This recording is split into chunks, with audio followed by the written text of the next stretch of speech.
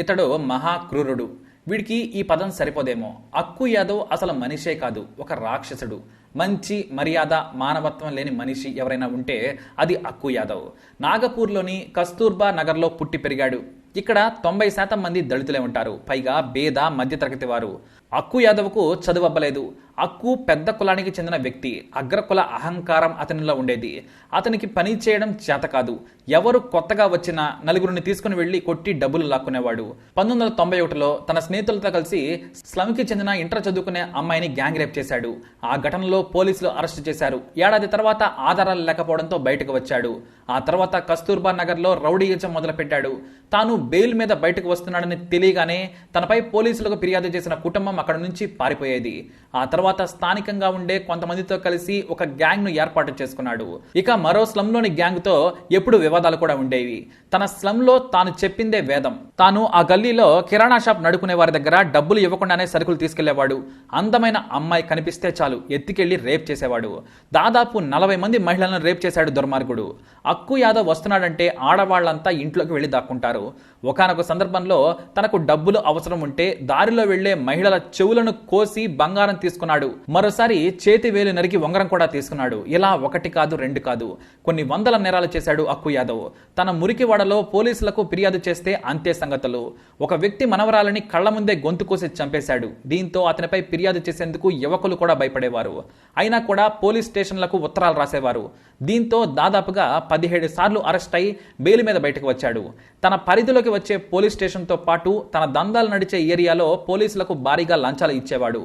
ప్రతి నెల వేలల్లో పోలీస్ స్టేషన్కు డబ్బులు పంపేవాడు. దీంతో అక్కు యాదవ్ జీతానికి అలవాటు పడ్డ పోలీసులు ఎవరైనా అతనిపై ఫిర్యాదు చేయడానికి వస్తే ముందుగా అక్కు యాదవ్కు సమాచారం ఇచ్చేవారు. అతను వెళ్లి నానా బేపచ్చన్ రచ్చ చేసేవాడు. అలా భయపెట్టి మురికేవాడను మొత్తం తన గుప్పిట్లో ఉంచుకున్నాడు అక్కు యాదవ్. ఇక ప్రతి నెల 1వ తారీఖున అక్కు యాదవ్ మనుషులు వసూళ్లకు వస్తారు. ప్రతి ఇల్లు ఎంతో కొంత ఇవ్వాలి. దారిని వెళ్లే వాళ్ల వస్తువులు లాక్కునేవారు. ఇంటి ముందు ఎవరైనా కొత్త బైక్ పెడితే బలవంతంగా ఎత్తుకెళ్లేవారు. దాదాపు 13 ఏళ్లు కస్తూర్బా కు నరకం చూపించాడు ఈ నీచుడు. అంటే మన వ్యవస్థలు ఎంత నీచమైనవో మన అక్కు యాదవ్ ఆకృత్యాలను చూసి అర్థం చేసుకోవచ్చు. కాపాడాల్సిన పోలీసులే చిల్లరకు కకృతి పడితే వేలాది కుటుంబాలు అక్కు యాదవ్ పెట్టే ప్రాణభిక్ష మీద ఆధారపడి ఉండేవాళ్లు.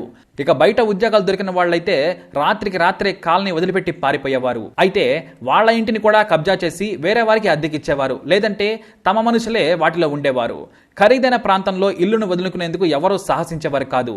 మగవాళ్లు అక్కడే పని చేసుకుంటూ ఆడవారిని మాత్రం బయట వేరే చోట అద్దెకు ముంచి పెంచుకునేవారు. ఇక ఒకసారి 10 ఏళ్ల బాలికను ఎత్తుకెళ్లి దారుణంగా రేప్ చేశాడు అక్కు యాదవ్. మూర్ఛపోయి ఉన్న స్థితిలో ఆ పాపను ఇంటి ముందు పడేసి వెళ్లాడు. పోలీస్ స్టేషన్కి వెళ్లినా ఎవ్వరూ పట్టించుకోలేదు. అయితే ఈ కస్తూర్బా నగర్లో 10% పైన ఉన్న అగ్రకులాల కుటుంబాల జోలికి మాత్రం వెళ్లేవాడు కాదు. వారే ఎంతో కొంత డబ్బుని ఇచ్చేవారు. కానీ దళితులను పురుగులను చూసినట్టు చూసేవాడు. అక్కు యాదవ్ ఆగడాలు పేపర్లో కూడా వచ్చేవి. నాయకులు అతని జోలికి వెళ్లేవారు కాదు. ఎందుకంటే భయపెట్టి తాను చెప్పిన పార్టీకే ఓట్లు వేయించేవాడు. మొత్తానికి అక్కు యాదవ్ ఆగడాలు పతాక స్థాయికి చేరాయి. 31 ఏళ్లకే లగ్జరీ జీవితాన్ని గడుపుతున్నాడు. అతనికి 2 అన్నలు కూడా ఉన్నారు, సంతోష్, యువరాజులు. వారు తమ పని తాము చూసుకునేవారు. కానీ అక్కు యాదవ్ మాత్రం బెదిరించి ఆగడాలతో డబ్బును పోగేశాడు. పోలీసులకు తెలిసి 3 హత్యలు, 40 రేపులు, అందులో 5 గ్యాంగ్ రేపులు ఉన్నాయి. చిన్నారులపై కూడా అత్యాచారం చేశాడు ఈ నీచుడు. అదే క్రమంలో ఉషా నారాయణ్ అనే ఒక మహిళ కాల్ సెంటర్లో జాబ్ చేస్తూ ఉండేది. కొద్ది దూరంలోని స్టార్ హోటల్లో పనిచేసేది. ఆమెకు హోటల్ యాజమాన్యం కారు సదుపాయం కూడా కల్పించింది. ఉదయం సాయంత్రం ఆమె కారులో వెళ్లి వస్తూ ఉండేది. ఆమె సింగిల్ రూమ్లో ఉంటూ తన జాబ్ తాను చూసుకుంటూ ఉండేది. ఆమె అందాన్ని చూసిన అక్కు యాదవ్ మనుషులు అతనికి చెప్పారు. అయితే ఓ రోజు సాయంత్రం ఆమె ఇంటికి వచ్చే సమయానికి అక్కు యాదవ్ అక్కడికి చేరుకున్నాడు. ఆమెను అనుభవించాలనేది అతడి ప్లాన్. సరిగ్గా ఇంట్లోకి వెళ్లగానే ఆమె బావ ఉన్నాడు. అతను ఒక పెద్ద లాయర్. అయినా సరే అక్కు యాదవ్ ఎవరికి భయపడే మనిషి కాదు. ఉషా నారాయణ్ను ఆమె బావ ముందే చేయి పట్టుకుని ముద్దు పెట్టుకున్నాడు. దీంతో కోపంతో ఆమె బావ అతడిని నెట్టేశాడు. అప్పటి వరకు వారు అక్కు యాదవ్ అనే పేరు విన్నారు కానీ చూడలేదు. నన్నే నెట్టేస్తావా అని లాయర్ చొక్కా పట్టుకున్నాడు. తప్పు నువ్వు చేసినా చొక్కా పట్టుకుంటావా అని అతడిని బయటికి నెట్టి పడేశాడు. అలా బయటికి నెట్టగానే అక్కడ జనం గుమిగూడారు. అందరూ చూస్తున్నారని, తన పరువు పోతుందని, రేపు రాత్రిలోపు నేను రేప్ చేయకపోతే నా పేరు అక్కు యాదవే కాదంటూ సవాల్ చేశాడు. ఇక అదే సమయంలో నేను రేపటి వరకు నిన్ను జైల్లో వేయించకపోతే నేను లాయర్నే కాదన్నాడు ఉషా నారాయణ్ బావ. అనడమే కాదు, రియల్ వకీల్ సాబ్ అంటే ఎలా ఉంటాడో కూడా చూపించేశాడు. అదే టైంలో డైరెక్ట్గా వెళ్లి స్థానిక పోలీసులను ఏమాత్రం కలవకుండా డైరెక్ట్గా కమిషనర్కే ఫిర్యాదు చేశాడు. అతనిపై వరుసగా 10 సెక్షన్ల కింద కేసులు నమోదు పెట్టించాడు. అంతేకాదు, మీరు గాని న్యాయం చేయకపోతే నేను ఉన్నతాధికారుల దగ్గరకు వెళతాను సార్. మీ కస్తూర్బా పోలీసులు నీచులు, అవినీతి పరులు, మీ కళ్ల ముందు అక్కు యాదవ్ ఆగడాలు కనిపించడం లేదా అని నిలదీశాడు ఆ లాయర్. వెంటనే సదరు కమిషనర్ స్థానిక పోలీసులకు ఫోన్ చేసి అరెస్ట్ చేసి రేపు కోర్టులో ప్రవేశపెట్టాలని ఆదేశించాడు. దీంతో పోలీసులు నామమాత్రంగా అరెస్ట్ చేశారు. అయితే వరుసగా 10ల సంఖ్యలో ఫిర్యాదు చేయడంతో దాదాపుగా 3 నెలల పాటు జైల్లోనే ఉన్నాడు అక్కు యాదవ్. ఇక ఉషానారాయణ్ బావ ధైర్యం చెప్పడంతో మిగతా బాధితుల్లో ఒక 10% మంది బయటకు వచ్చి ఫిర్యాదు చేశారు. ఆ తర్వాత అక్కు యాదవ్ మనుషులకు మురికివాడలోని జనం ఎదురు తిరిగారు. అక్కు యాదవ్ మాదిరిగా దౌర్జన్యం చేయడానికి ప్రయత్నించిన వారిని చెప్పులతో కొట్టి పంపారు జనం. సరిగ్గా అక్కు యాదవ్ జైలుకి వెళ్లిన 3 నెలల తర్వాత ఆగస్టు 13, 2004న అతడికి బెయిల్ వస్తుందనే విషయం తెలిసింది. ఆ విషయం దావానంలా పాకి కస్తూర్బా నగర్ మొత్తం స్ప్రెడ్ అయిపోయింది. దీంతో కస్తూర్బా జనం మొత్తం కోర్టుకు చేరుకున్నారు. ఇక చాలా మంది మహిళలే ఉన్నారు. అయితే వారు వస్తూనే కూరగాయలు కోసే చిన్నపాటి కత్తులు, కర్రలు కూడా తెచ్చుకున్నారు. మగవారు కూడా వారికి జత కలిశారు. అక్కు యాదవ్కు బెయిల్ వస్తే వాడు రాత్రికి ఇక్కడ వీరంగం సృష్టిస్తాడని జనం భయపడి డైరెక్ట్గా కోర్టుకే వెళ్ళిపోయారు. వాడికి బెయిల్ ఇవ్వద్దని కోర్టుకు చెప్పాలనుకున్నారు. ఇక కోర్టు ఆవరణలో అక్కు యాదవ్ కూడా ఉన్నాడు. తమ వాడ మనుషులను చూసి ఒక్కసారిగా అక్కు యాదవ్ ఫక్కున నవ్వాడు. అందులో ఒక మహిళను చూస్తూ పోలీసుల ఎదురుగానే నేను బయటకు రాగానే అనుభవించేది నిన్నే, మొదటిసారిగా నిన్నే అనుభవిస్తాను అంటూ పెద్దగా నవ్వుతూ భయపెట్టాడు. ఇక ఫిర్యాదు చేసిన ఉషానారాయణ్ బావను చూస్తూ అక్కు యాదవ్ రగిలిపోయాడు. ఈ రోజే నీకు చివరి రోజు, మరో గంటలో బెయిల్ వస్తుంది.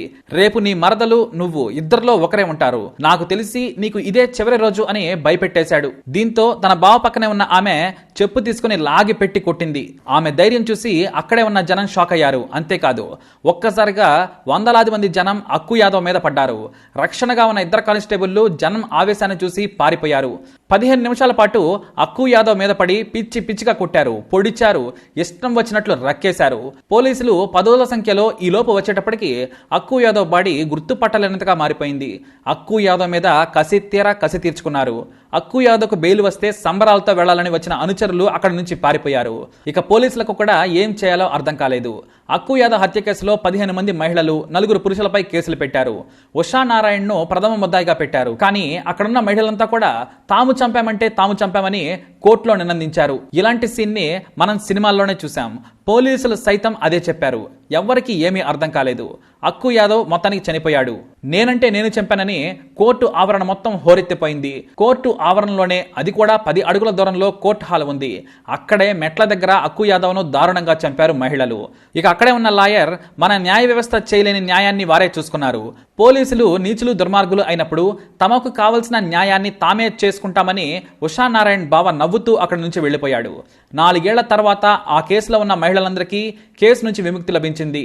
ఎప్పటికైనా ఎవడైనా కస్తూర్బా నగర్లో రౌడీని అంటే అక్కడే పాతిపెట్టేస్తారు. సమాజంలో చైతన్యం వస్తే ఎంత దారుణంగా ఉంటుందో చూపించారు ఈ దళిత ప్రజలు. మొత్తానికి ఇలాంటి కోర్టు ఘటన మునిపెన్నడూ కూడా ఏ దేశంలో కూడా జరగలేదు. కోర్టు ముందే ఒక హత్య, అలాగే ఆ హత్యను మేం చేశామని మహిళలందరూ ముందుకొచ్చారు. చివరికి చేసేదేమీ లేక అందరినీ విడుదల కూడా చేశారు.